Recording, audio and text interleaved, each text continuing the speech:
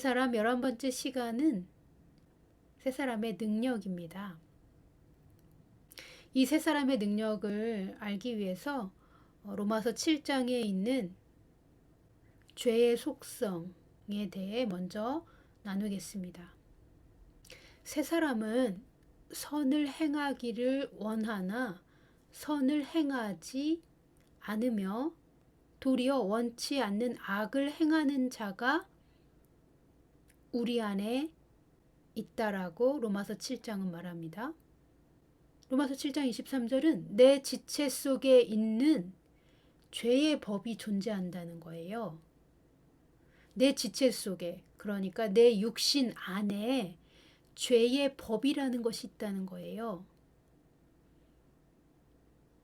바울이 자기 자신을 통찰하여 바라보았더니 자신 안에 있는 속사람은 하나님을 원하고 선을 행하기를 원하지만 육신에는 죄의 법이라는 게 있어서 이 죄의 법이 자기를 끌고 가고자 하는 것을 보고 있다는 것입니다.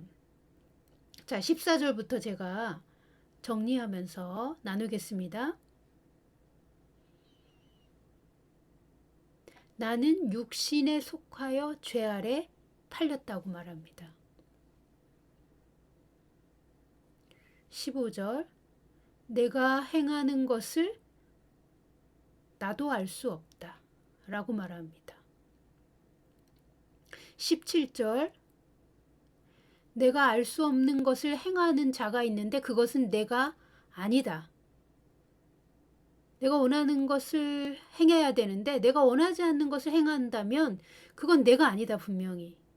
내가 아닌 내 속에 무엇인가 다른 존재가 있다. 그런데 17절은 내 속에 거하는 죄니라 이렇게 말합니다. 내 안에 죄도 함께 살고 있다는 것이에요. 그리고 18절에서 20절까지 이런 내용입니다. 내 육신에는 선한 것이 살지 않는구나. 내가 원하는 것은 선을 행하는 것이다. 그러니까 내 속사람은 선을 행하기를 원한다. 그런데 내 육신에는 내가 원하는 선을 행하지 않고 반대로 원치 않는 악을 행하는 죄가 살고 있다. 내 육신에 죄가 살고 있다. 21절 선을 행하기 원하는 나, 즉 속사람 또한 제가 말씀드리고 있는 새 사람 안에 악이 함께 있다. 죄가 살고 있다. 죄는 악이니까요. 22절 내 속사람으로는 하나님의 법을 즐거워한다. 예, 제가 이 속사람을 영이라고 말했어요. 나의 속사람, 영의 사람, 제가 새 사람이라고 부릅니다. 골로새서에는 새 사람이라고 말합니다. 예, 속사람, 영의 사람, 새 사람은 하나님의 법을 즐거워한다. 예, 23절 그런데 내 지체 속에, 즉 내 육신에 있는 죄의 법이, 예, 다른 말로 악이 나를 사로잡는 것을 보는도다. 24절 그래서 나의 몸은 사망의 몸이구나. 아, 인간의 본성은 매우 곤고하구나. 고달프게 사는구나. 속사람은 하나님을 갈망하는데 육신에 있는 죄의 법이, 육신에 있는 악이 자꾸만 나를 죄 가운데로 끌고 가려 하는구나. 아, 나의 몸은 사망에 갇혀 있구나. 인간의 본성은 매우 고단하구나. 이런 말입니다. 제가 25절 읽지 않았지만 25절이 이런 거예요. 예수 그리스도로 인하여 내 마음은 하나님의 법을 섬기니 그것 때문에 나는 하나님께 감사한다. 그러나 육신은 죄의 법을 섬기고 있구나. 이런 말입니다. 이것이 우리 안에 존재하는 죄의 속성입니다. 그러니까 우리가 영이 구원받았고 거듭났음에도 겉사람, 육신, 즉 우리의 지체에 여전히 죄의 법이 남아있다는 것입니다. 죄의 법이 우리의 영을 저항하고 우리의 속사람을 반대하고 거듭난 우리 영을 가로막는 악이 여전히 존재한다는 것입니다. 그러니까 우리가 영이 구원받으면 끝나는 것이 아닙니다. 여전히 전쟁이 남아있는 것입니다. 자, 이게 죄의 속성이에요. 물론 우리가 구원받지 않았고 하나님의 백성이 되지 않았다면 우리는 죄와 싸울 필요가 없습니다. 그냥 마음대로 살면 됩니다. 왜요? 어차피 지옥 가니까요. 어차피 사단의 소속이니까요. 사단은 불순종과 반역과 죄를 밥 먹듯이 즐기니까요. 그러나 구원을 받았습니다. 우리는 천국의 사람입니다. 하나님의 자녀가 되었습니다. 빛에 속했습니다. 그런데도 아직 우리 육신에는 죄가 남아 있습니다. 구원 받았는데요. 의인이 되었는데요. 하나님의 자녀이고 빛의 사람이 되었는데도 영은 그렇지만 육신에는 아직 죄의 법이 있다라는 것입니다. 이것이 죄의 속성입니다. 물론 우리가 육신의 몸을 벗어버리고 우리의 영혼이 아버지께로 돌아가면 죄의 속성은 천국에 따라오지 못합니다. 완전히 몸을 떠나면 죄도 끝납니다. 살아있는 동안은 죄의 법이 여전히 우리의 육신 안에서 우리의 영을 대적하고 회방하면서 우리의 삶의 길을 방해한다는 것입니다. 이것을 깨닫지 못하면 그리스도인의 거룩한 삶을 사는 게 저절로 이루어지지 않아요. 전쟁 없이 저절로 거룩한 삶을 살 수는 없는 것입니다. 우리는 이 죄의 속성을 간파해야 합니다. 생명의 성령의 능력으로 우리는 죄와 사망의 법에서 승리한 사람들입니다. 죄와 사망의 법에서 해방된 사람들입니다. 그러니까 죄와 사망의 법을 이기는 성령의 능력을 받았습니다. 그렇다고 해서 죄가 없어진 것이 아니라 우리가 구원받은 영으로 또 성령의 능력으로 죄의 법을 이겨야 되는 것입니다. 자, 두 번째로 죄를 이기는 세 사람의 능력에 대해서 나누겠습니다. 세 사람은 생명의 성령의 법으로 죄와 사망의 법에서 해방되었습니다. 로마서 8장 1, 2절을 읽어보십시오. 즉 세 사람은 성령의 법 아래에 있습니다. 이것이 새 언약의 효력입니다. 그러므로 육신으로는 이길 수 없는 죄의 능력을 이제 성령의 능력 아래 살고 있는 새 사람은 능히 이길 수 있고 능히 죄를 다스립니다. 이것이 새 사람의 능력입니다. 영의 사람, 속사람, 즉 새 사람은 죄를 이기고 죄를 다스릴 수 있도록 성령님을 받았습니다. 옛 언약의 율법은 선하지만 거듭난 영이 없이는 그리고 성령을 받지 않고는 죄를 완전히 정복하지 못했습니다. 그리고 성령의 인도함도 받지 못했습니다. 그것이 구약 아래 살던 율법 아래 있었던 구약의 사람들이었습니다. 그러나 이 새 언약은 새 영을 받은 새 사람이 인류의 그 본성 안에 있는 연약함에서 원천적으로 벗어나 선을 행할 수 있는 온전한 의인으로 전환되게 하였습니다. 그리스도의 피가 우리를 하나님 앞에 설 수 있는 완전한 의를 주었습니다. 예수 그리스도의 피는 영원한 효력을 가지고 있어서 죄의 권세를 박탈하고 하나님의 자녀들이 하나님의 의를 행할 수 있는 능력과 자녀의 권세를 회복시켜 주었습니다. 그럼에도 우리의 몸이 이 땅에 사는 동안에는 이 세 사람에게 의무와 책임이 있습니다. 새 언약 아래에서 하나님의 법을 따르고 성령의 인도하심을 따라 성숙한 그리스도인으로 성장해 감으로써 우리의 구원을 이룰 수 있으며 우리를 이 땅에 보내신 하나님의 목적도 성취할 수 있는 것입니다. 속사람, 영의 사람, 이 세 사람은 하나님을 사랑하고 하나님의 선하심을 갈망하며 하나님의 의를 행할 수 있는 새로운 존재로 회복되었습니다.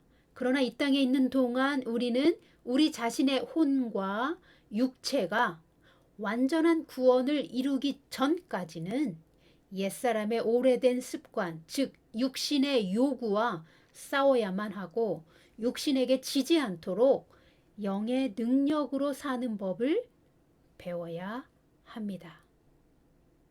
세 번째로, 그렇다면 우리가 영의 구원을 받고 어떻게 육신을 이기고 영으로 살 수 있습니까? 이 부분을 나누겠습니다. 로마서 8장 13절 보십니다. 너희가 육신대로 살면 반드시 죽을 것이로되 영으로서 몸의 행실을 죽이면 살리니. 아멘. 육신대로 사는 삶과 영으로 사는 삶을 대조하여 설명했습니다. 제가 세 사람 시리즈 앞부분에서 나누었어요. 육신의 생각과 영의 생각을 나누었습니다. 육신의 생각은 하나님과 원수가 된다고 말했습니다.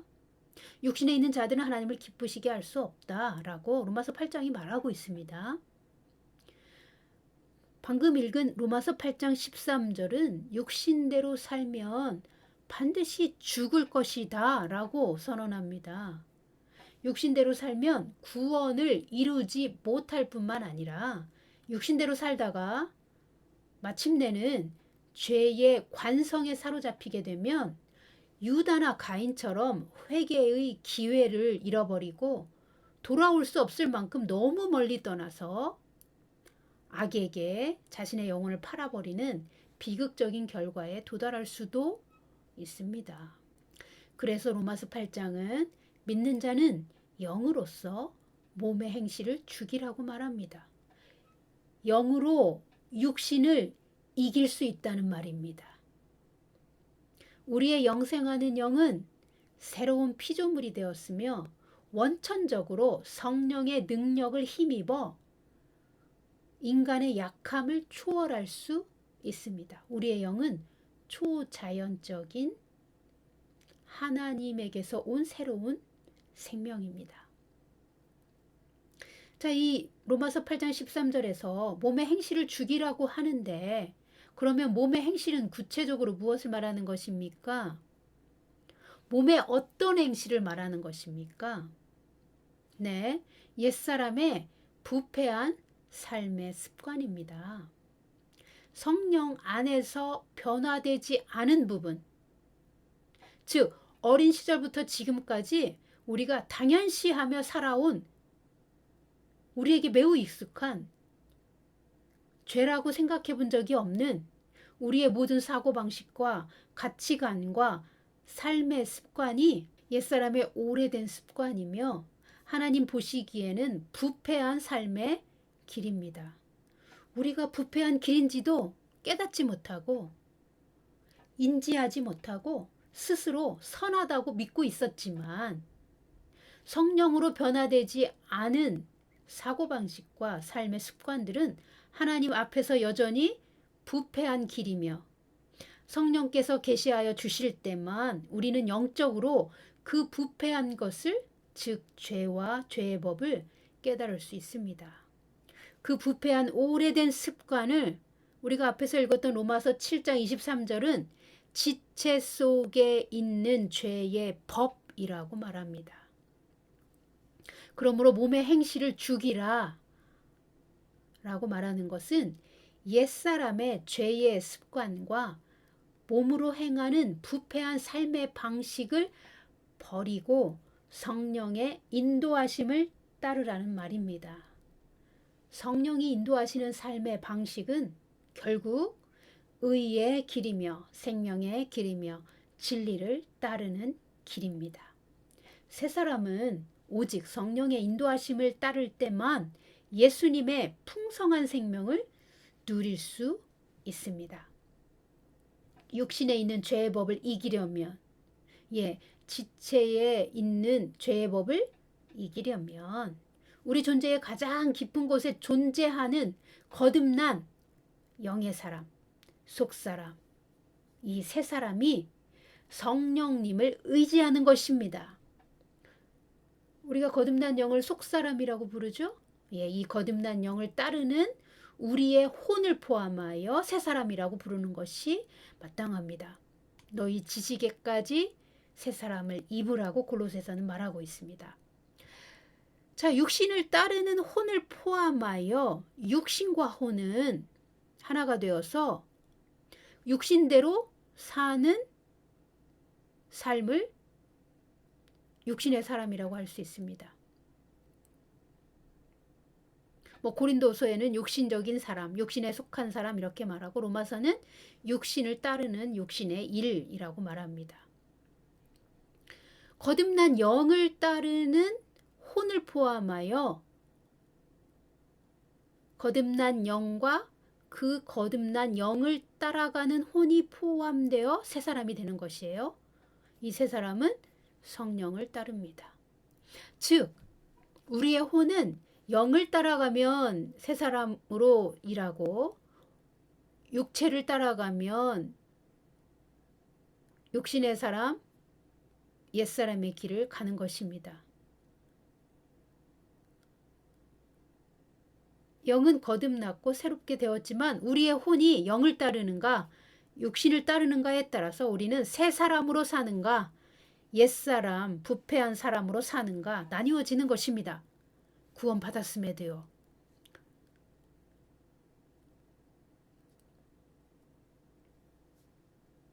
우리의 혼은 독자적으로 움직이지 않습니다.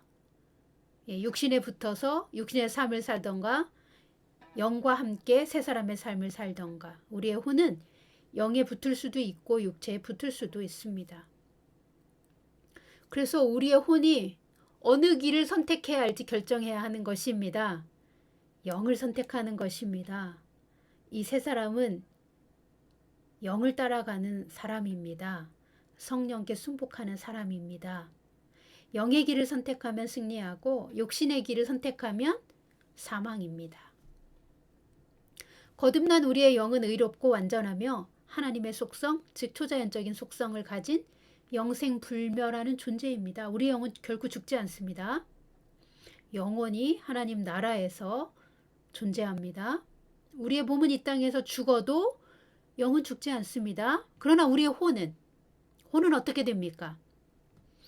우리의 영이 아버지 앞에 갈 때 우리의 혼은 무조건 따라갑니까? 혹은 육체가 죽을 때 혼도 죽습니까? 정확하게 아셔야 합니다. 우리의 혼은 진리의 말씀으로 성령 안에서 새롭게 변화된 부분만 영과 함께 아버지께 돌아갈 수 있습니다. 변화된 혼만 영과 함께 돌아갑니다. 그러니까 변화된 우리의 혼은 영과 함께 새 사람이지만 변화되지 않으면 옛사람의 영역에 그대로 남게 되고 천국에 들어갈 수 없게 됩니다. 그래서 영혼이 갓난아기다 그러면 영은 구원받았지만 혼이 변화되지 않은 사람을 말하는 것입니다. 만일 우리의 혼이 육신의 생각대로 살고 변화되지 않으면 영은 거듭났을지라도 갓난아기의 상태로 남아서 겨우 부끄러운 구원을 얻어 아버지께 돌아갑니다. 그런데 만일 우리의 혼이 끝까지 변화를 받지 않은 채 육신의 욕망과 죄의 법을 쫓아가면 로마서 8장 13절 말씀처럼 육신대로 살다가 마침내 영의 구원도 놓치고 영원한 지옥으로 스스로 내려갈 수 있습니다. 한번 영의 구원을 받았다고 해서 아무런 의도 행하지 않고 하나님의 말씀에 순종하지도 않고 거듭나기 이전의 삶과 전혀 다를 바 없이 여전히 죄의 법을 사랑하고 죄만 지으면서 자기 뜻대로 살기를 원한다면 이런 사람은 마침내 표대를 잃어요. 그리고 귀신에게 사로잡힙니다. 그리고 넓은 길로 가다가 타락한 사람들과 함께 지옥으로 내려갈 수 있습니다.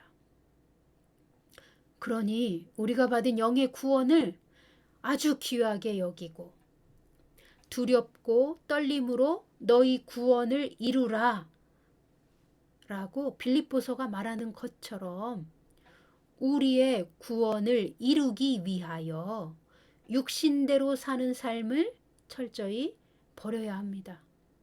그리고 육신대로 사는 삶이 무엇인지 배워야 합니다. 무엇인지 알아야 버릴 수 있으니까요. 육신대로 사는 삶의 결말은 비극이기 때문입니다. 그러나 우리가 감사한 것은 우리가 성령을 따르려고 성령님께 마음의 귀를 기울이고 하나님의 말씀을 깨닫고자 진리를 추구할 때 거듭난 우리의 영은 살아나고 우리의 영이 점점 강하여져서 육신을 이기고 성령께 순복할 수 있도록 하나님은 우리 안에 성령님을 보내주셨고 이 성령님이 항상 우리를 떠나지 않고 24시간 우리의 새 사람을 도우신다는 것입니다. 이것이 얼마나 감사한 일입니까?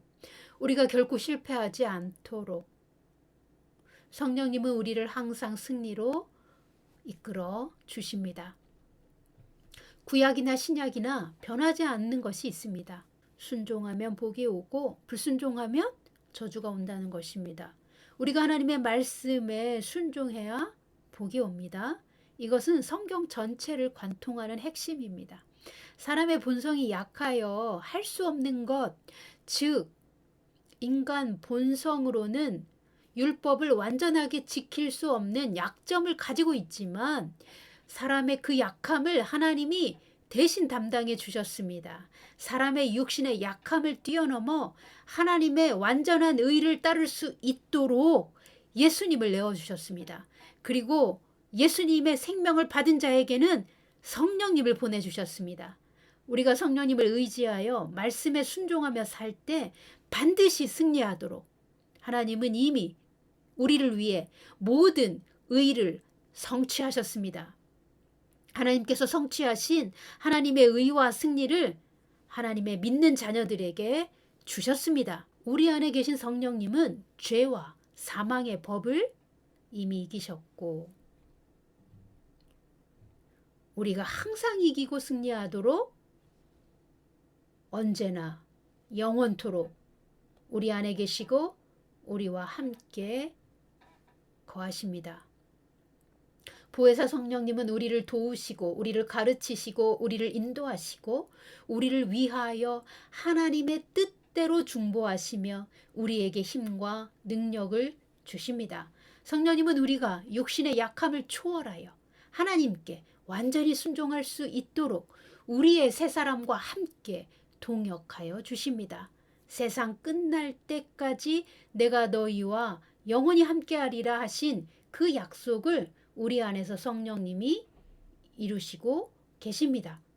성령님은 우리와 임마누엘 하시며 동행하여 주십니다.